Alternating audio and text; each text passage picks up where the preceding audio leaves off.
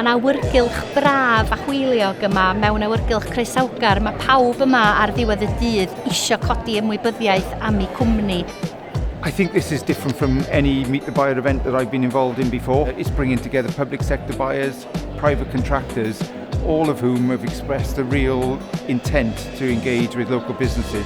It's important for clients and customers and suppliers at these events, and to be around like-minded people. Put yourself in front of buyers. So this is one of the few opportunities you have of actually sitting in front of a buyer and pitching your business and learning what the barriers to supply are. Yeah, local sourcing for me means looking after everybody within our own environment and building our economy at the same time.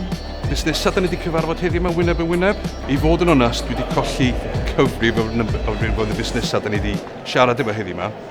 So I think Meet the Buyer events are so important because it's an opportunity for buyers and suppliers to get together and understand kind of the art of the possible.